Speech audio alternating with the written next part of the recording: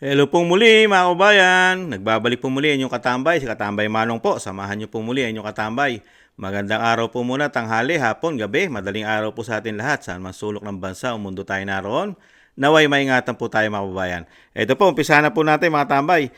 Pag-usapan po natin, komentuhan po natin itong kumakalat po sa social media. Viral po ito mga tambay.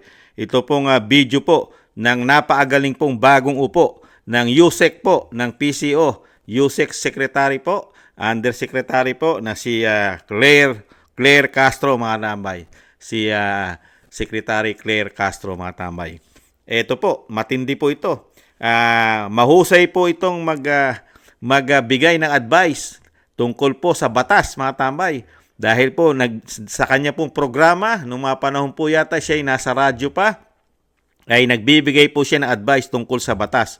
Pero dito po sa viral video niya, isa po siya ron sa lumalabag sa batas na kanya pong ibinibigay sa mga tagasunod o sinasabing nanonood sa kanyang programa. Mismong siya po ay talagang grabe po pala ito magalit mga tambay. Talagang nagwawala. At sinasabi nga, pati mga kapulisan, walang pulis-pulis sa kanya.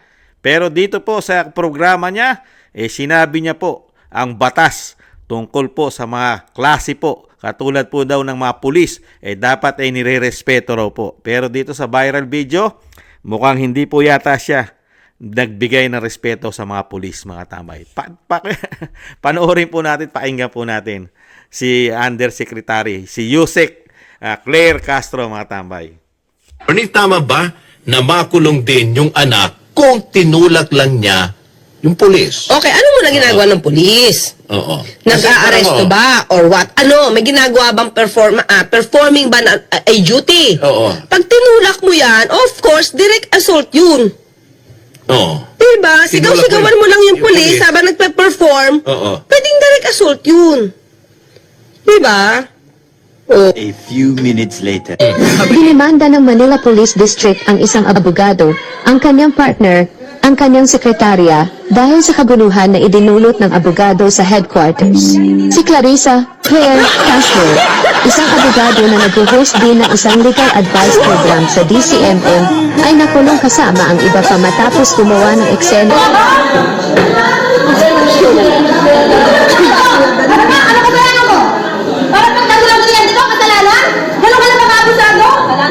Sigaw-sigawan mo ako dito. Ikaw, hindi ka naninigaw, hindi ka nangarapin ng kliyente. Tuloy po ma'am, ando na level. Sir, pasensya na po talaga, ha?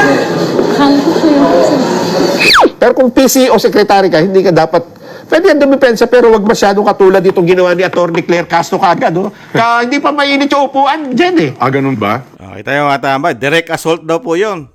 Pwede ng kasuhan.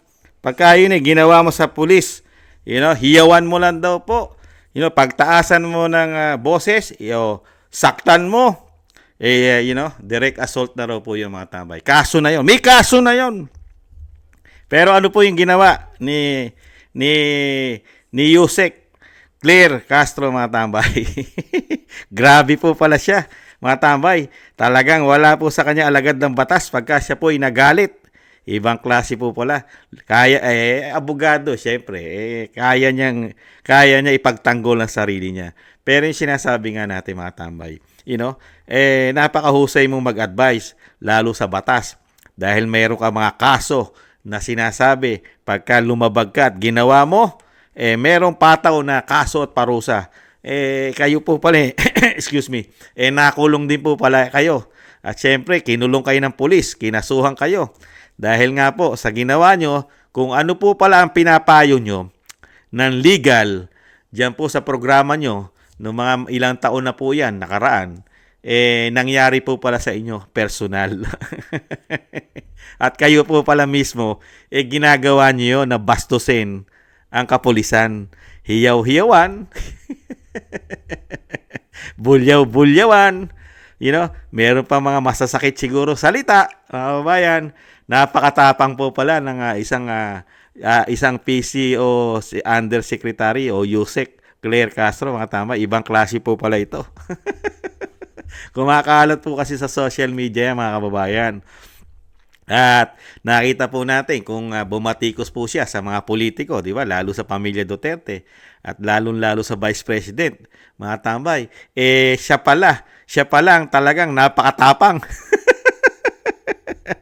Kung ano-ano po ang pinagsasabi, kung ano-ano po ang mga paratang din niya, di umano sa mga Duterte, binabatikos po niya sa kanyang social media dahil nag-vlogger din po yan Nung hindi pa siya Yusek, vlogger po si Atty. Claire. At talagang sa kanya pong vlog, puro po Duterte ang kanya pong karamihan at napakarami halos Duterte po ang kanyang binabanatan po ron, mga tambay.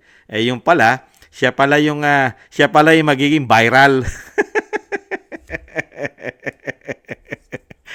Nakakatawa lang Magaling din yung nag-upload kinuhanan nila ng content Alam mo yung nag-a-advise ka tungkol do sa pulis na naagrabyado, binabastos, binubulyawan, direct assault ang tawag niya ron.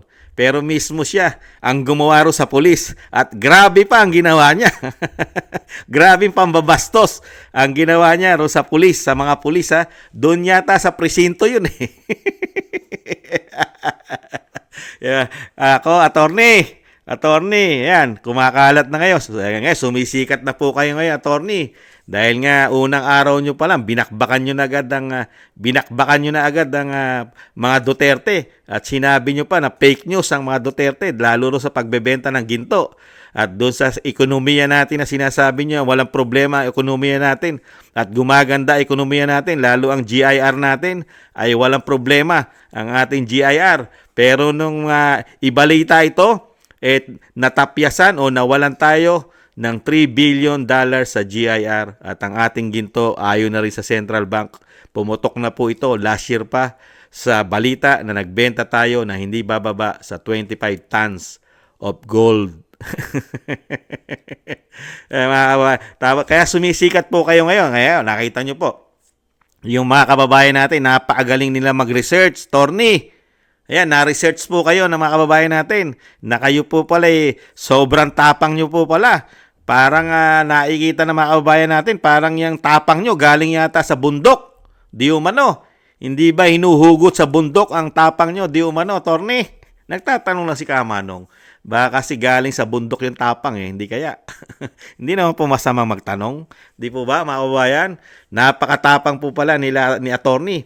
Kahit pala siya abogado, kayang-kaya niya palang lumabag sa batas na kanyang itinuturo pa at ipinapayo pa doon sa kanyang mga tagasunod sa kanyang programa.